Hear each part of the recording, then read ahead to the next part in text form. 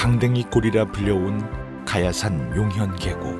그 깊숙한 골짜기에서 깨어난 미소. 저 임바위에 가면 환하게 웃는 산신령님이 한 분 있는데요. 양옆에 본 마누라와 작은 마누라도 있죠. 근데 작은 마누라가 의자에 다리를 꼬고 앉아서 손가락으로 볼따구를 찌르고 슬슬 웃으면서 용용 죽겠지 하고 놀리니까 본 마누라가 짱돌을 쥐어박으려고 벼르고 있구만요. 이 산신령 양반이 가운데 서 계심시러 본 마누라가 돌을 던지지 못하고 있죠. 홍사준 선생님께서 그 일대를 조사를 하던 길에 이 마의 삼존불상을 발견하게 되고 이것이 처음으로 이제 학계에 알려진 계기가 됐습니다. 산자락의 흔한 불상으로만 여겼던 임바위 산신령이 세상에 드러난 건 불과 50여 년 전. 그것은 실로 위대한 발견이었다. 험준하지도 심심하지도 않은 천혜의 지형. 언제 보아도 아늑하고 평온한 내포 땅 서산이다. 시원한 물줄기가 반겨주는 가야산 북쪽 기슭을 따라 올라가면 서산 땅처럼 온화한 얼굴을 가진 불상이 있다. 서산 마의 삼존불이잖아요. 가운데 부처님이 계시고 좌우에 보살이 있는 삼존불이라는 뜻이에요. 그럼 마의 불이 뭐냐? 마의 불은 절벽과 같은 이러한 곳에 불상을 조각하는 걸 우리가 마의 불이라고 합니다. 대형 석불이나 이 마의불들은 6세기 말에서 7세기 초에 성립됐다 이렇게 알려진 것이 상당히 많은데 특히들 그 불교의 전래길이라고 부르는 이 태안반도에서부터 당시에 수도였었던 부여로 가는 길목에 중요한 장소에 이렇게 대형 불상들이 있다 이렇게 이제 알려져 있었지요. 달리 생각하면은 이 익산, 백제의 배후 도시가 이제 익산인 셈인데 익산은 그 연동리라고 하는 미륵사지에서 가까운 평지에 대형 석불 좌상이 있었고 이 광배의 문양도 아주 예쁜 대형 석불상이 있습니다. 이것이 이 서산 마의 삼존불과 비슷한 시기에 만들어졌다는 것은 이제 알려져 있지요.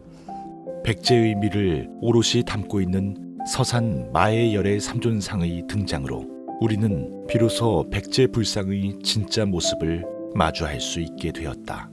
세 개의 불상이 조각되어 있는 삼존불로 본존 열애상을 기준으로 왼쪽은 반가사유상, 오른쪽은 보살 입상이다.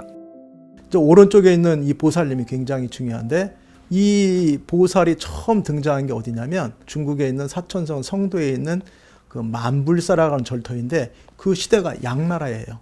그럼 이 양나라가 왜 중요하냐면 그 양나라에서 유행했던 이 보조를 감쌌던 이 보살이 바로 이 부여에 들어오고 지금 이제 세계유산으로 지정된 일본의 그 호니우지 법륜사가 있습니다.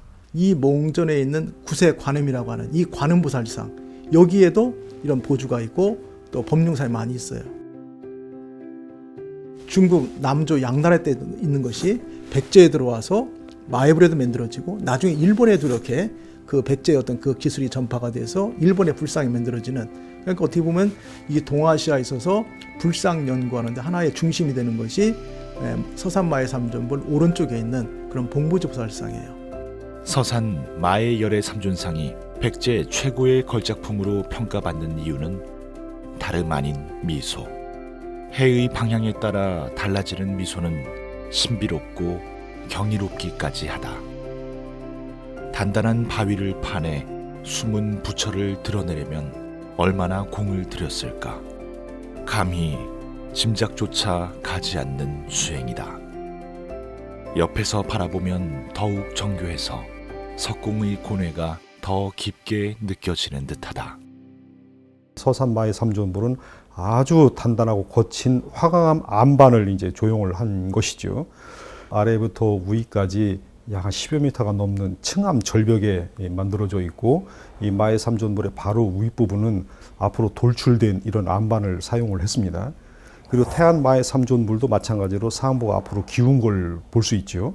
또 조형 시기는 다르지만 근처에 있는 신경리 마의불, 우리 그 마의불도 마찬가지로 앞쪽으로 기울어져 있고 상부를 움푹하게 파서 자연스럽게 비를 피할 수 있는 이런 그 구조를 가지고 있는 걸 볼 수 있습니다. 그래서 이 석공의 전반적인 돌을 다듬는 기술은 이미 너무나 다 잘 알려져 있고, 자연적으로 이 재해를 피하거나 비바람을 피할 수 있는 장소의 선택은 오랜 기간 동안 보존될 수 있다는 것을 충분히 알았을 수 있으리라고 생각합니다. 서산 마의 열의 삼존상은 김원용 선생의 글로 인해 백제의 미소로 불리게 되었는데 실로 충만한 표현이 아닐 수 없다.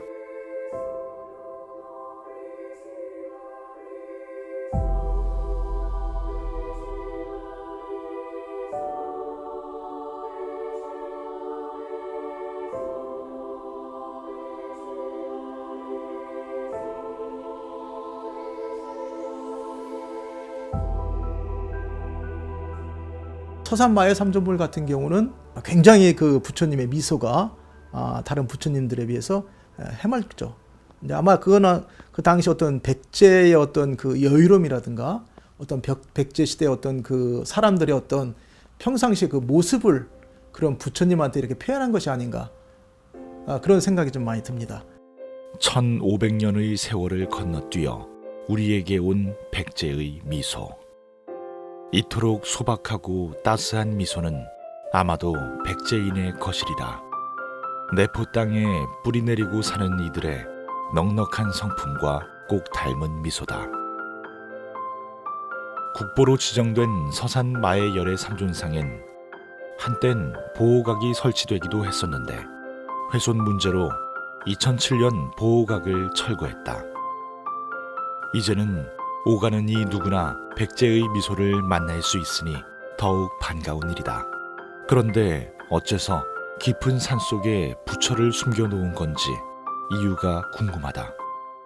백제는 이제 중국과의 주요 교통로가 한성기에는 이제 한강이라는 해로를 통해서 이제 중국과 닿았는데 그게 이제 고구려에 뺏기게 되잖아요. 그 이후에는 이제 신라에 뺏기게 되고요. 그러다 보니까 빼앗긴 한강이 아닌 이제 다른 루트가 필요했던 겁니다. 그래서 태안, 서산, 예산, 그다음에 부여 이렇게 해서 그 당시에 이제 하나의 이제 고대의 교통로가 쓰는데 그 교통로상에 바로 이 서산 마의 삼존불이 조성이 된 겁니다. 당시 중국과 백제를 오가던 상인들은 수없이 가야산 자락을 넘나들었을 것이다. 불교 문화 역시 이 경로를 통해 전해졌을 터. 가야산 기슭에 자리 잡은 부처는 중국으로 향하는 배에 몸을 싣던 사람들의 안녕을 빌어주었을 것이다. 서산 마의 열의 삼존상의 조성 시기는 백제 불교의 황금기로 아마도 가야산 협곡은 불교 문화의 통로가 아니었을까. 내포 지역의 이제 핵심적인 산입니다. 거기에는 이제 보원사라고 하는 고려시대 커다란 사찰이 있었고 그 절토에서는 백제시대 절토는 확인되지 않았습니다만 조그마한 백제시대 금동불이 또 거기서 발견이 됐어요. 그리고 가야산과 붙어있는 이 덕숭산에는 백제의 유명했던 스님, 삼국유사에도 나옵니다만 해연이라는 스님이 그 수덕사에 계셨어요. 이 얘기는 바로 뭐냐면 가야산을 중심으로 한 이 일대가 당시 백제 문화의 어떤 불교의 성지로 충분히 볼 수가 있죠. 우리가 알고 있는 논산에 관촉사에 은진미륵이 있고 개태사에 개태사 삼존불이 있습니다. 이것처럼 서산 마의 삼존불 같이 중요한 이런 불교 유적이 있는 장소에 사찰이 없었다.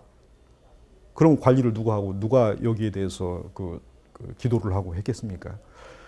서산 마의 삼존불뿐만 아니라 예산 사면석불과 태안 마의 삼존불 주변에도 그 당시에 관리도 하고 경영했었던 백제 사찰터에 대한 근거가 아직은 부족한 셈입니다.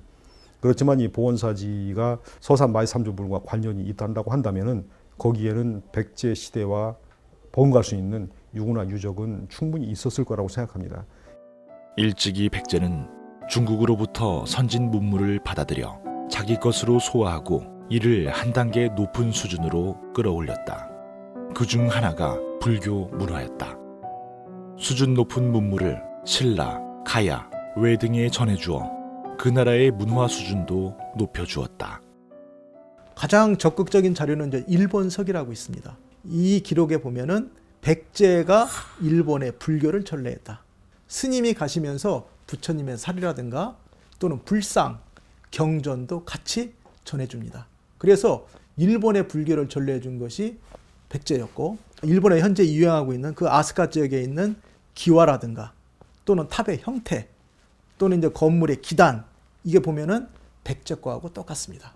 역사적인 가치뿐만 아니라 뛰어난 학술적인 가치를 가지고 있고, 이 미술적인 요소로 봤을 때 안정감이나 균형 그리고 비례미 이런 조형성에서도 빼어난 석조 예술이라는 것을 누구나 다 인지할 수 있습니다.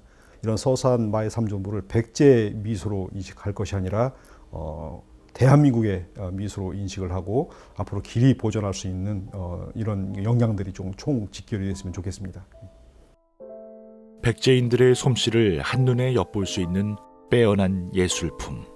서산 마의 열의 삼존상엔 서산 땅에 기대어 살아온 이 지역 백제인들의 삶이 녹아있다. 이웃의 안녕을 바랐던 그들의 온화한 심성이 육지와 바다를 잇는 요충지에서 누구보다 치열했을 그들의 삶이 백기를 통해 누구보다 활발한 대외 교류를 펼쳤을 이들. 700년 역사 동안 백제가 꽃피운 문화는 찬란했고 그 중심엔 서산의 백제인들이 있었다. 햇살이 잘 드는 어느 날 백제의 석공은 바위 앞에 섰다. 석공이 새긴 건 미소였다.